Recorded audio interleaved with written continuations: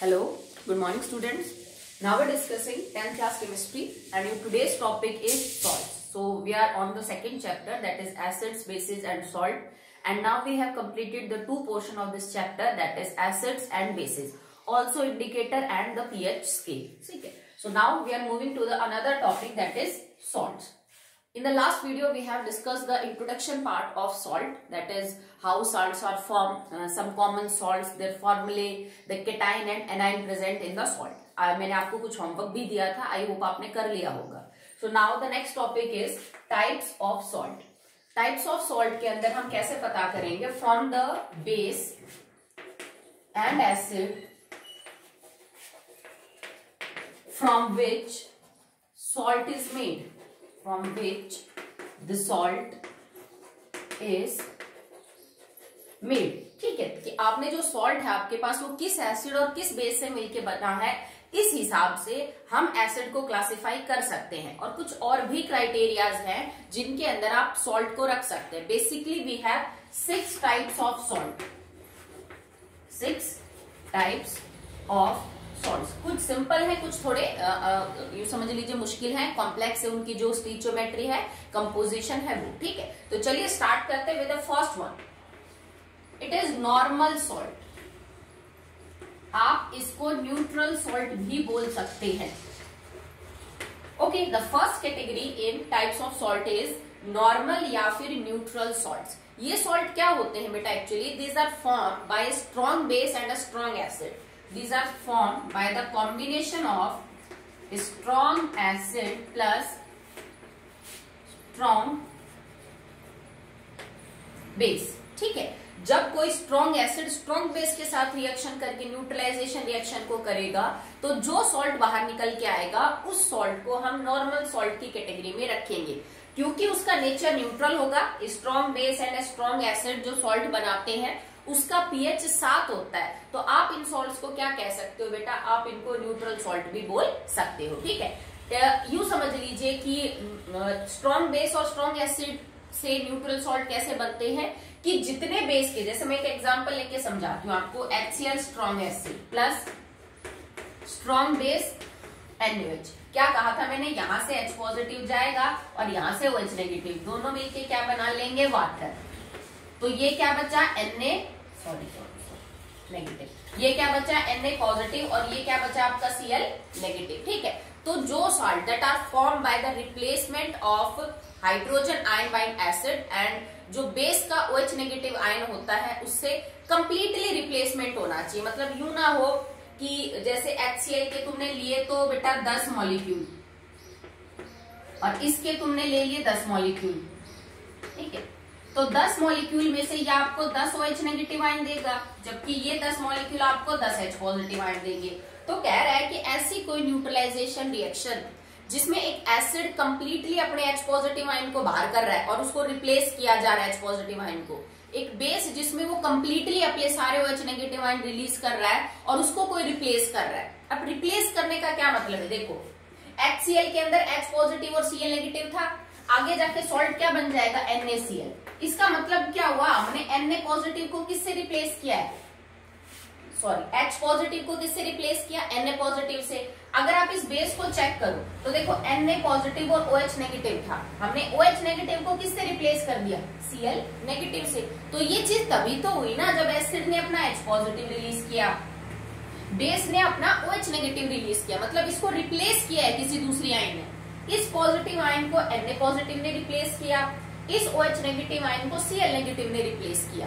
तो ऐसे सॉल्ट जो बनते हैं जब कोई एसिड अपने कंप्लीटली H पॉजिटिव आयंस को रिप्लेस कर सके जितने उसके फॉर्मूले में है मोल्स के हिसाब से, और एक बेस जो अपने सारे OH नेगेटिव आयन को रिप्लेस करवा सकता है, इस तरह से जो सॉल्ट बनेगा उसे हम बोलते हैं द नॉर्मल और द न्यूट्रल सॉल्ट. और अब किस एसिड और बेस में ये टेंडेंसी है कि वो अपने कंप्लीटली H पॉजिटिव आयन और OH नेगेटिव आयन को रिप्लेस कर सकते हैं?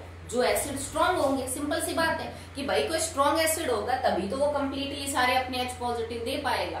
अगर कोई OH नेगेटिव सारे रिलीज कर रहा है इसका मतलब वो एक स्ट्रॉन्ग बेस है. तो these are the salts formed by the combination of a strong acid and a strong base. Okay, इसके अंदर एक्चुअली में OH नेगेटिव आयन और H पॉजिटिव आयन मिलके वाटर बना लेते हैं और यहाँ पे भी जो मीडियम है वो आपका न्यूट्रल ही रहेगा। अब इस कैटेगरी के कौन कौन से सॉल्ट है, देखो मैंने एक इक्वेशन करके बता दी, अब मैं सॉल्ट का नाम लिखूंगी, इक्वेशन तुम खुद करना कि ये सॉल्ट बना कैसे, ठीक है। कौन कौन से सॉल्ट है इस कैटेगरी के, KCl, K2SO4, Na2SO4, next is KNO3, NaNO3, ठीक है। ये जो सॉल्ट मैंने 5 लिखे हैं सब इस कैटेगरी के हैं, that are form by strong base and a strong acid. Last video में मैंने आपको समझा दिया था कि किसी भी सॉल्ट से आप ये कैसे पता कर सकते हो कि इसमें एसिड कौन सा होगा और बेस कर सकते हो, तो ये सॉल्ट बना के दिखाना, उस एसिड और बेस की रिएक्शन करके ये और वाटर बना के दिखाना, कर लोगे, कोई दिक्कत वाली बात नहीं है, ठीक है। चलिए नेक्स्ट देखिए आप, after normal salt another type of salt is acid.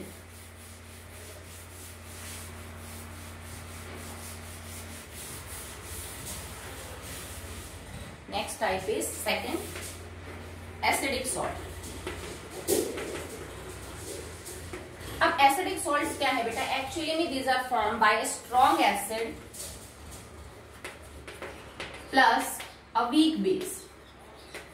If a strong acid react with a weak base, the salt formed will be of category acidic, ठीक है। Why? Because यहाँ पे जो H positive ion release होंगे that will be more और जो OH negative ion release होंगी that will be less। जैसे मान लो एक एग्जांपल है हमारे पास HCl plus NH4OH, ये एक्वस मीडियम में है दोनों।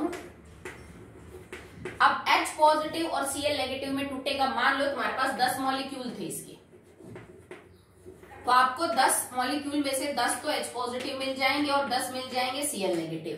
बट यहाँ पे भी आपने 10 मॉलिक्यूल ले रखे हैं अमोनियम हाइड्रोक्साइड के, पर क्योंकि ये कमजोर बेस है तो मान लो इसने सिर्फ 3 तो दिए NH4 पॉजिटिव और 3 ही दिए OH नेगेटिव, बाकी जो 7 मॉलिक्यूल बचे वो अनडिसोशिएटेड रह गए, मतलब टूटे नहीं। तो देखो 3 OH नेगेटिव, इसमें से 3 H पॉजिटिव लेके किस में कन्वर्ट हो जाएंगे, 3 वाटर मॉलिक्यूल हो गया भाई, 3 H positive OH negative, 3 H positive, 3 water molecule बन गए, but still it contains 4 H positive, समझ रहे हो भाई, ये दोनों मिलके फिर सॉल्ट बना लेंगे। अभी भी आपके सॉल्यूशन में H पॉजिटिव आयन बचा हुआ है, तो अगर H पॉजिटिव आयन बचेगा तो इसका सीधा सा मतलब है कि वो मीडियम को कैसा बनाएगा, H पॉजिटिव आयन की वजह से एसिडिक बना देगा, ठीक है। तो इसका मतलब ये सॉल्ट कब बनते हैं, जब आपका एसिड तो कंप्लीटली अपने H पॉजिटिव आयन दे रहा है, रिप्लेस हो रहे उसके H पॉजिटिव आयन, पर बेस कंप्लीटली रिप्लेस नहीं कर रहा, ठीक है, कि बेस जो है वो अपने सारे OH नेगेटिव आयन रिप्लेस नहीं करवा रहा, एसिड अपने सारे H पॉजिटिव रिप्लेस करवा रहा है, तो मतलब एसिड के ज्यादा H पॉजिटिव सॉल्यूशन में आएंगे, ठीक है, इसके कम आएंगे, तो ओवरऑल जो मीडियम रहेगा that will be medium acidic. Strong acid है, वीक बेस है, medium will be acidic. pH of this type of salt are always less than 7। अब 7 से ये 6 है, 5 है कि 4 है, वो डिपेंड करता है बेटा इनके स्ट्रेंथ पे कि आपने कैसे ले रखे, ठीक है। चलिए अब हम इसके और एग्जाम्पल डिस्कस करते हैं। तो एक तो देखो इससे बन जाएगा क्या, अमोनियम क्लोराइड, ठीक है, तो एक तो इस बना सकते हो। सेकंड आप ले सकते हो calcium sulphate, next is calcium nitrate, और आप ले सकते हो जस्ट लाइक मैग्नीशियम क्लोराइड, और आप ले सकते हो एल्यूमिनियम सल्फेट, ठीक है। तो ये हो गए एक्चुअली में 4 हो गए, एक और लिख लीजिए आप, now it can be like Fe2SO4, ठीक है।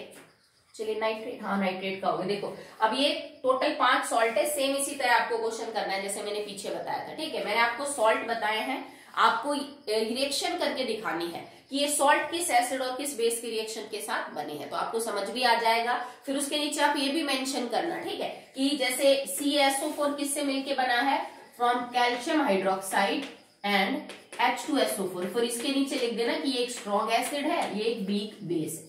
आपका बार बार रिपीट करते रहोगे तो आपका टॉपिक अच्छे से तैयार हो जाएगा, क्योंकि एसिड और बेस में हम इस चीज को डील कर चुके हैं, that what are strong acids, what are strong bases. तो आपको याद है तो आपके लिए बहुत इजी हो जाएगा, आपको रटनी नहीं पड़ेंगी इक्वेशंस कि इसके बाद क्या बनेगा, इसके बाद क्या बनेगा। तो हर सॉल्ट को बनाने की इक्वेशन लिखना और उस हर एसिड और बेस के नीचे लिखना कि ये स्ट्रॉन्ग एसिड है, ये वीक बेस है, ताकि आपको समझ आता रहे कि जो सॉल्ट बना है वो एसिडिक कैटेगरी का कैसे बना। कर लोगे बेटा, कोई दिक्कत नहीं है, ठीक है। तो जैसे यहाँ पे आपने कोई भी रिएक्शन यूज कर लीजिए, मैंने एक सिंपल केस लिया, बहुत सारे रिएक्शन आपको मिल जाएंगे। नेक्स्ट करिए। सो एसिडिक सॉल्ट के बाद जो आपके पास अगला है that will B basic salts. तो इसमें जो बेस है ना बेटा वो स्ट्रॉन्ग हो जाएगा, एसिड कमजोर हो जाएगा।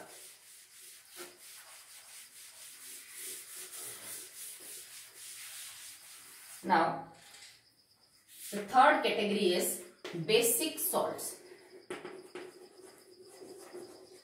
ठीक है, तो बेसिक सॉल्ट्स के अंदर strong will be base and weak will be your acid part, just like this is prepared by strong base plus weak acids। ठीक है, अब इसमें कंडीशन क्या होगी कि जो बेस है वो अपने कंप्लीटली OH नेगेटिव आयन देगा फॉर रिप्लेसमेंट। इसमें क्या होगा, base will give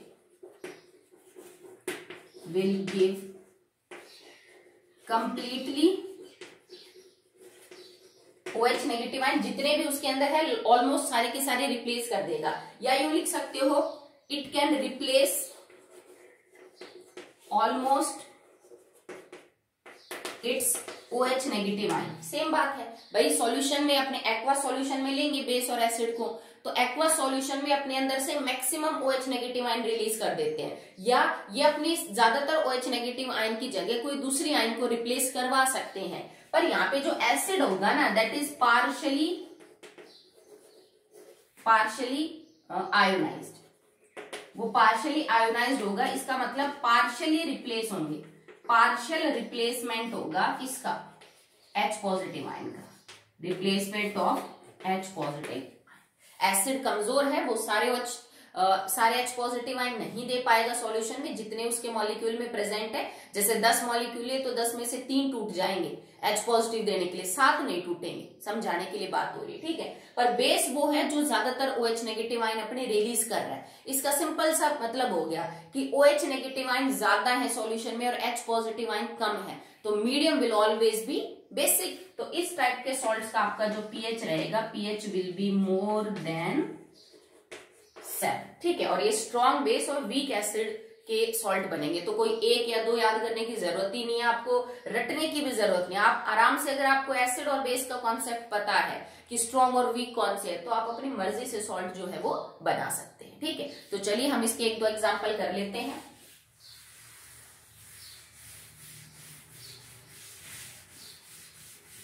next, your base will be strong and weak will be acid, weak acid होना चाहिए। तो हम इसमें एक एग्जांपल ये ले सकते हैं, जैसे KOH रिएक्ट स्ट्रॉन्ग बेस, हाँ, weak acid that will be like H2CO3, ठीक है। KOH प्लस में H2CO3 बन क्या जाएगा, KHCO3 प्लस में H2O। अब तुम कहोगे मैडम आपने K2CO3 क्यों नहीं बनाया? देखो बेटा, ये जो बेस है ना it will form K positive and OH negative, अगर मैं ये बैलेंस इक्वेशन लिख रही हूं तो, ठीक है। और ये कैसे टूटता है, ये टूटने को तो यू भी टूट सकता है, 2H positive and CO3 2 negative, carbonic acid ऐसे ही टूटता है। पर तुम याद करो, जब मैंने एसिड के अंदर बेसिसिटी का कॉन्सेप्ट समझाया था, तो मैंने बोला था कि कार्बोनिक एसिड या कोई भी एसिड लगातार एक साथ अपने H पॉजिटिव आयन नहीं देता, वो स्टेप बाय स्टेप देता है। तो पहले इसमें से एक H पॉजिटिव निकला होगा, फिर दूसरा निकला होगा, ठीक है। तो एक्चुअली में रिएक्शन क्या हुई होगी, पहले जो कार्बोनिक एसिड है वो टूटा होगा H positive plus HCO3 negative, proton plus bicarbonate ion. फिर ये जो बाइकार्बोनेट आयन है ये टूटी होगी इनटू H पॉजिटिव प्लस में CO3 2 नेगेटिव, ठीक है। तब जाके हम लिख देते हैं भाई 2 H पॉजिटिव आयन हो गए, इससे ये कैंसिल हो गया और CO3 नेगेटिव। पर देखो तुम्हारा जो बेस है ना उसको सिर्फ एक H पॉजिटिव चाहिए पर मोल, क्योंकि वो एक ही OH नेगेटिव रिलीज करता है। तो उसके सामने कार्बोनिक एसिड ऐसे टूटेगा कि वो एक ही H पॉजिटिव रिलीज करे, क्योंकि सामने वाले बेस को एक ही H पॉजिटिव चाहिए पर मॉलिक्यूल, दो नहीं चाहिए। तो आप ऐसे तोड़ोगे। अब देखो OH negative combines with H positive to form water, तो यहाँ पे क्या बचा HCO3 नेगेटिव, और यहाँ क्या बचा K पॉजिटिव, तो पोटेशियम बाइकार्बोनेट, पोटेशियम बाइकार्बोनेट बनेगा। ठीक है, इस तरह से। इसी कैटेगरी के अंदर और एग्जांपल कर लीजिए, जैसे आप NaOH की रिएक्शन करवा दीजिए विद CH3COOH, एसिटिक एसिड एक कमजोर एसिड, NaOH एक स्ट्रॉन्ग बेस, तो बनेगा क्या CH3COONA प्लस में बन जाएगा H2O, that is sodium acetate, sodium acetate. ठीक है, और बन जाएगा प्लस में वाटर। ओके, तो दो एग्जांपल तो मैंने आपको खोल के बता दिए। अब मैं आपको होमवर्क देती हूँ जिनको आपको इक्वेशन लिखनी है, बना के दिखाने वो सॉल्ट एसिड बेस की रिएक्शन के साथ, वीक एसिड स्ट्रॉन्ग बेस वगैरह सब मेंशन करना है। तो नोट कर लीजिए, your salt will be strong like Na2CO3 and this K acid is weak, K2SO3 दो, next is Ba acid should be weak like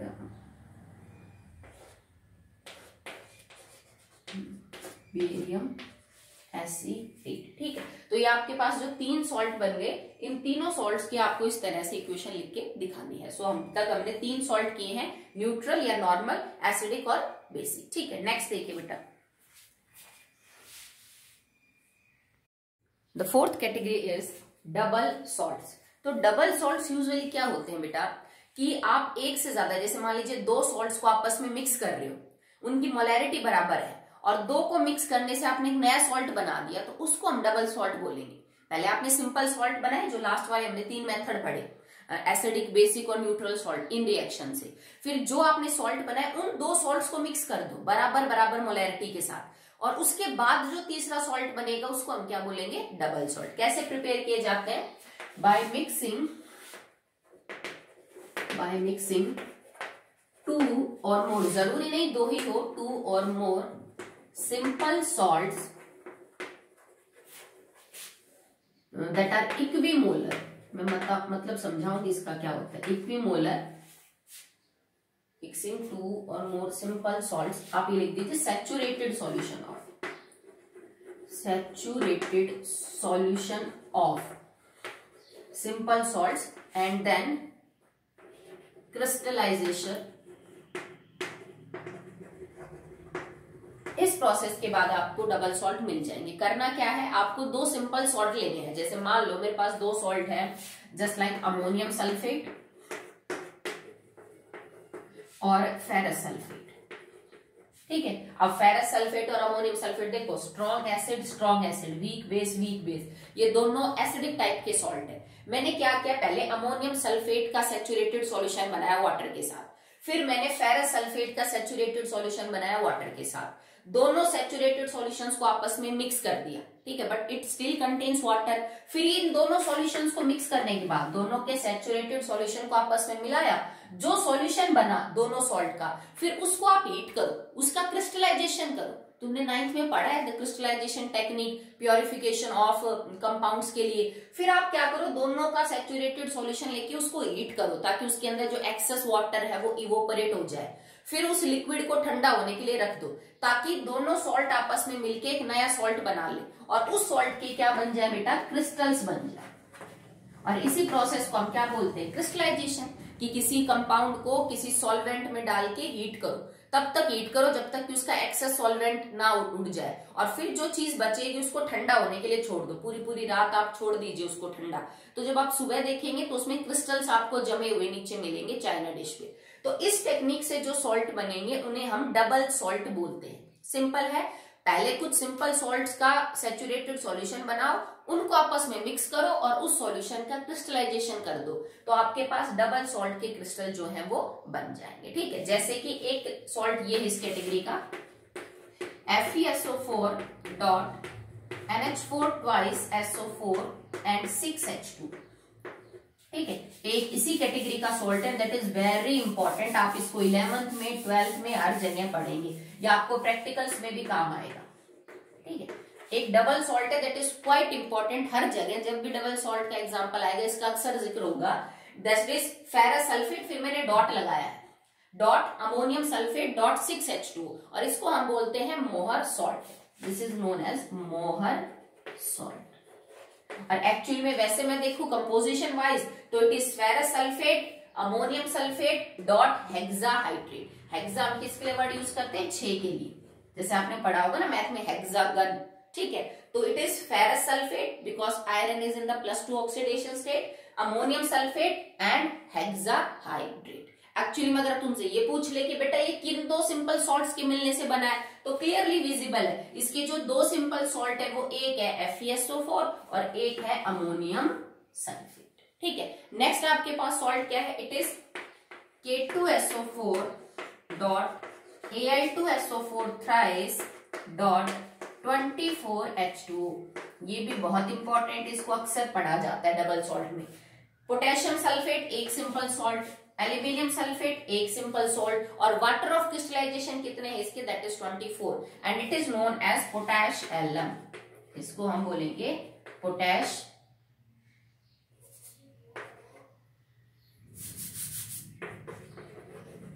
it is known as potash alum. ठीक है, तो ये भी एक डबल सॉल्ट है और ये दो सिंपल सॉल्ट्स को आपस में क्या किया है? मिक्स किया है। बट एक चीज का ध्यान रखिएगा, अगर आपने किसी भी डबल सॉल्ट को एक्वस कंडीशन में रखा है, विद वाटर रखा है, तो ये अपनी सारी आयंस रिलीज कर देते हैं पानी में। मतलब अगर आपने इसको पानी में रखा, इस सॉल्ट को आपने पानी में डिजोल्व किया, तो आपको सारी आयंस मिलेंगे। आपको Fe2 पॉजिटिव मिलेगा, आपको SO4 2 नेगेटिव मिलेगा, आपको NH4 पॉजिटिव मिलेगा और एक SO4 2 नेगेटिव यहां से मिलेगा, और पानी तो है ही।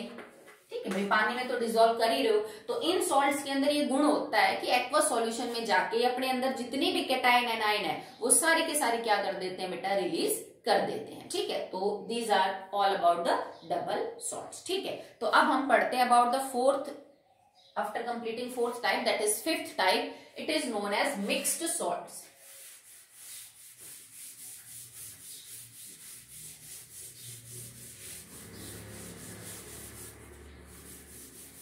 मिक्स सॉल्ट्स के अंदर आपको एक से ज्यादा एसिडिक और बेसिक कंपोनेंट जो है वो मिलेंगे। ठीक है, so now the fifth category is mixed salts. These salts contains more than one acidic और बेसिक रेडिकल। इनमें एक से ज्यादा एसिडिक और बेसिक रेडिकल पाया जाता है। एसिडिक बेसिक रेडिकल क्या होते हैं मैं आपको ऑलरेडी समझा चुकी हूँ। जैसे एक सिंपल रिएक्शन से दोबारा बता देती हूँ।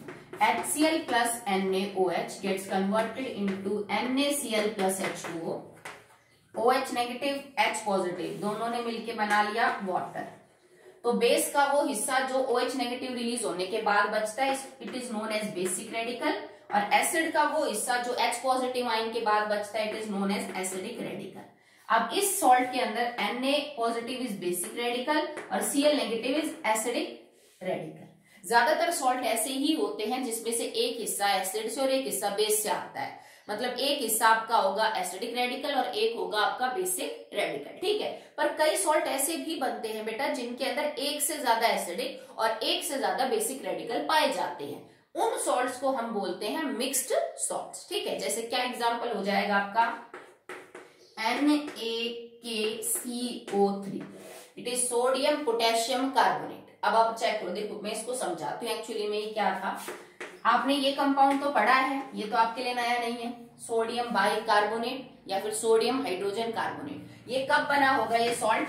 जब NaOH ने रिएक्शन करी होगी H2CO3 के साथ, और H2CO3 कैसे टूटा होगा? Into H positive and HCO3 negative. Simple है भाई, क्योंकि इसको एक ही H पॉजिटिव आयन चाहिए तो ये ऐसे टूट गया, दो H पॉजिटिव नहीं देने पड़े उसको। इन दोनों के रिएक्शन से सोडियम बाइकार्बोनेट बना। पर इस कंपाउंड में अगर आप इस HCO3 नेगेटिव आयन की बात करो तो HCO3 नेगेटिव आयन में एक्चुअली में कार्बोनेट आयन के ऊपर 2 नेगेटिव है और हाइड्रोजन के ऊपर +1 होता है, तभी तो +1 और -2 इस टोटल के ऊपर चार्ज क्या है आपका -1। तो HCO3 नेगेटिव लिखने का मतलब है कि CO3 के ऊपर तो 2 नेगेटिव है और हाइड्रोजन के ऊपर क्या है बेटा +1। अब हमने क्या किया है कि यहां से इस हाइड्रोजन पॉजिटिव को हटा के एक दूसरा पॉजिटिव आयन लिया है, जैसे मैं यहाँ पे पोटेशियम लिया है। मैंने किया क्या कि इस H पॉजिटिव को रिप्लेस कर दिया बाय K पॉजिटिव, ठीक है। अब तुमने H2CO3 के दोनों हाइड्रोजन रिप्लेस कर दी, ठीक है, पहले ये किया फिर ये कर दिया, पर ये जो दोनों हाइड्रोजन रिप्लेस किए ना, ये एक बार रिप्लेस किए Na पॉजिटिव से और एक बार रिप्लेस किए K पॉजिटिव से। इसका मतलब तुमने एक्चुअली में NaOH plus KOH plus H2CO3 किया भाई, तभी तो इसके 2 H पॉजिटिव में से एक H पॉजिटिव K पॉजिटिव से रिप्लेस हुआ और एक H पॉजिटिव Na पॉजिटिव से। मतलब आपने बेस तो 2 लिए, ठीक है, जबकि एसिड आपके पास एक ही है, तो बेसिक रेडिकल हमारे पास कितने हुए 2 हुए। तो this is basic radical and this is basic radical. तो ऐसे कोई भी सॉल्ट जिसमें एक से ज्यादा एसिडिक और एक से ज्यादा बेसिक रेडिकल पाए जाते हैं, उनको हम मिक्स सॉल्ट्स की कैटेगरी में रखते हैं, जैसा कि मैंने आपको इसका एग्जांपल लेके समझाया। और एग्जांपल क्या है, जैसे कि bleaching powder CaOCl2, this is a salt known as bleaching powder. ये अपने सिलेबस में है, इसको हम डिटेल में पढ़ेंगे इसी चैप्टर में सॉल्ट में, ठीक है। तो ब्लीचिंग पाउडर है, अगर आप इसको खोल के देखिए, क्योंकि हर सॉल्ट में पॉजिटिव नेगेटिव पार्ट है, एसिडिक बेसिक, तो एक्चुअल कंपोजिशन इस सॉल्ट की क्या होती है, कैल्शियम, इसको ऊपर करती हूँ, it is actually calcium 2 positive Cl negative and OCl negative, ठीक है। आप इसको कंबाइन करके देख लीजिए, यही फॉर्मूला बनेगा CaOCl2, that is bleaching powder. पर अगर मैं इस सॉल्ट की कंपोजिशन देखूं ना, तो इसमें एक कैटाइन और 2 एनाइन होती हैं, ठीक है। अब 2 एनाइन नेगेटिव हिस्सा कहां से आता है, हमेशा एसिड से, नेगेटिव हिस्सा एसिडिक रेडिकल है, तो इसका मतलब इसमें 2 तो एसिडिक रेडिकल है, जबकि बेसिक रेडिकल आपका क्या है, एक ही है। तो इसका मतलब ये भी एक मिक्स सॉल्ट है, जैसे यहां समझाया गया आपको कि इसमें एसिड 2 होंगे, पर इसके अंदर जो बेस है वो एक्चुअली में क्या है, एक। कौन कौन से 2 एसिड है, देखो, एक एसिड तो है HCl और एक एसिड होता है HOCl, हाइपोक्लोरस एसिड, ठीक है। Chlorous acid, hypochlorous acid, perchloric acid, ये सब जो है बेटा वो क्लोरीन के एसिड्स होते हैं। जैसे HCl है ना, इसी तरह से HOCl भी एक एसिड होता है। आप इसको आगे पढ़ेंगे चैप्टर के अंदर, ठीक है।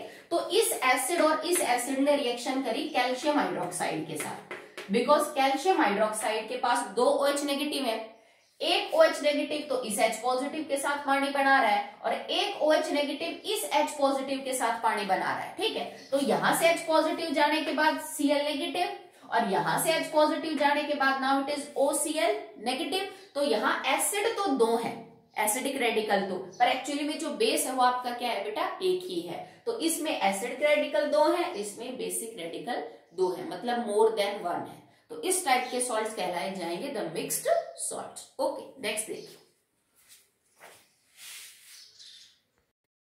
सो now last type in the types of salt, actually में हम एक तरह से क्लासिफिकेशन पढ़ रहे हैं, आगे हम और भी क्लासिफिकेशन पढ़ेंगे सॉल्ट्स की। तो इसमें छठी कैटेगरी है कॉम्प्लेक्स सॉल्ट्स, इनको हम कई बार कोऑर्डिनेशन कंपाउंड्स भी बोलते हैं, these are also known as coordination compounds, क्योंकि इनके अंदर एक स्पेशल टाइप का बॉन्ड पाया जाता है जिसको हम बोलते हैं कोऑर्डिनेट बॉन्ड।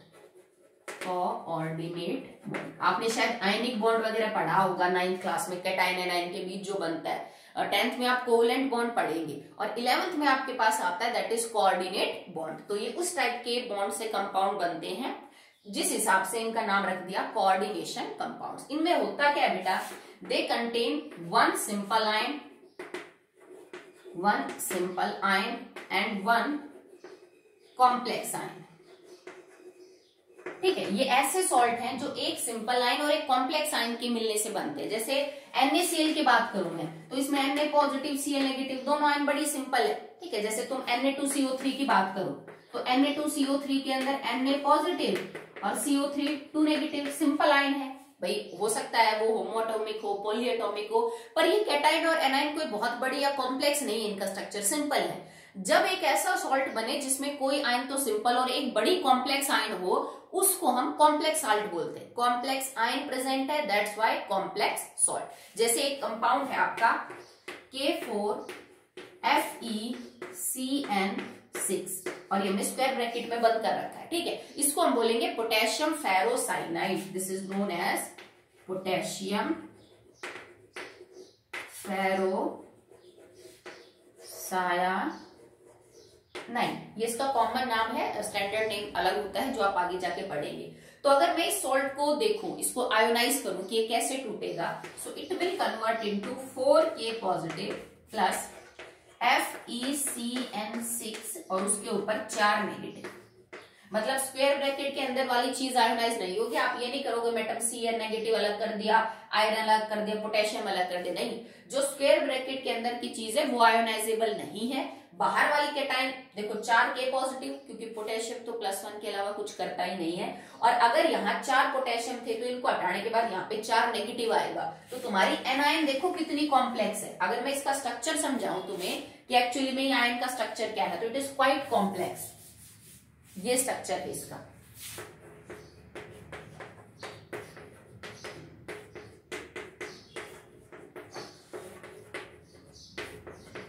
और इसकी पूरी ब्रैकेट के ऊपर क्योंकि 4 नेगेटिव है तो उसके ऊपर 4 नेगेटिव। तो देखो इतना कॉम्प्लेक्स स्ट्रक्चर है आपके एनाइन का। तो ये कॉम्प्लेक्स सॉल्ट की कैटेगरी में जो है वो आएंगे। जैसे एक और है Na2ZNO2। तुमने इसको बनाया होगा जब हमने जिंक की रिएक्शन NaOH के साथ करवाई थी। Zinc react with sodium hydroxide to form sodium zincate. अब इसके अंदर अगर मैं कैटाइन और एनाइन की बात करूं तो इट इज Na पॉजिटिव और 2 Na पॉजिटिव लगा रखे हैं, तो मतलब ZnO2 के ऊपर चार्ज क्या है, 2 नेगेटिव। तो देखो कैटाइन तुम्हारी बड़ी सिंपल है, Na पॉजिटिव, बट ये जो एनाइन है ना आपकी ZnO2 2 नेगेटिव, इसको हम जिंकेट आयन बोलते हैं। ये सिंपल नहीं है, ये थोड़ी कॉम्प्लेक्स आयन है, ठीक है। तो लास्ट कैटेगरी थी कॉम्प्लेक्स सॉल्ट, जिनके अंदर कोई कॉम्प्लेक्स आयन होती है। हो सकता है कोई जो एनाइन हो वो कॉम्प्लेक्स हो, जैसे हमने 2 एग्जांपल की उसमें एनाइन कॉम्प्लेक्स थी।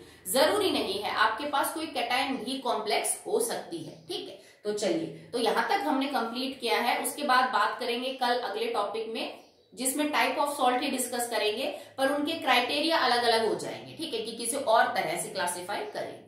आप आज के लिए इतना ही काम कर लेना। ओके।